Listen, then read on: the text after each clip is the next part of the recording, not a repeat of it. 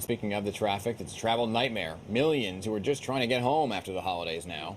Catastrophic delays have plagued many roads, but it's also being felt in the skies, even on the rails. Yeah, with more Pix 11's Kirsten Cole. She's joining us live from the Moynihan station this morning. I mean, when you talk about some of these things going on in the air, it is just wild, Kirsten. I mean, Dan and Vanessa, from merry to misery. That's what's happened for millions of people just trying to do the right thing and visit their family over the holidays. The airline industry has been so severely impacted, and here at Moynihan train station, they didn't escape it either. The big suitcase is showing up today, and everything seems to be going well. But yesterday on Amtrak, what a disaster for so many passengers who were hoping to skip all of the craziness at the airports. Instead, they were facing delays that stretched up to 9 hours in a flurry of tweets. You could see from Amtrak they were trying to update their passengers. Delays 9 hours, 7 hours, 2 hours. People forced to camp out on the train station floor. That is nothing that anybody wants to be doing at the end of their holiday vacation. And in the air, it was no better either. We're talking about delays that started stretching back to the Thursday before Christmas. Thousands of flights were being canceled on a daily basis.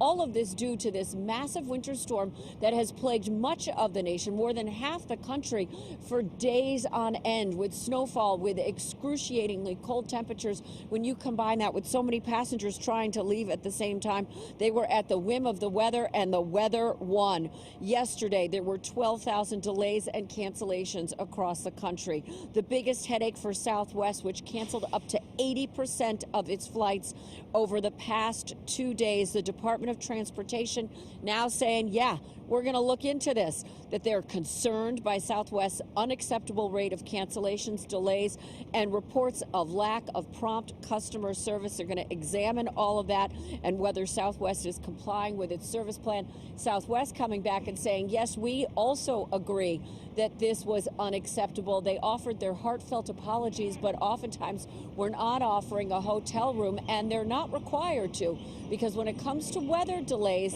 federally, they're not mandated to do that. Here are your travel rights. If you are canceled, you're entitled to free rebooking by the airline. They oftentimes will waive the change fee, but they don't have to. Another carrier might be flying to the same place. Ask your airline if they'll help you rebook on that other carrier. Again, they don't have to, but they might. And that hotel room, not required. They're oftentimes giving out food vouchers, but good luck when thousands of people are stranded alongside you at the airport trying to get any meaningful food out of the restaurants. It is just a disaster situation for so very many people. We're live this morning at Moynihan train station. I'm Kirsten Cole, Pix 11 News. And hey, guys, New Year's Eve is coming up. Want to book a flight and go somewhere? Here's a pro tip. Don't do one with any layovers any place. Try to fly directly if you still have the mental fortitude to try and go for that. Absolutely. Maybe a staycation at this point. Kirsten, thank you so much for the update there.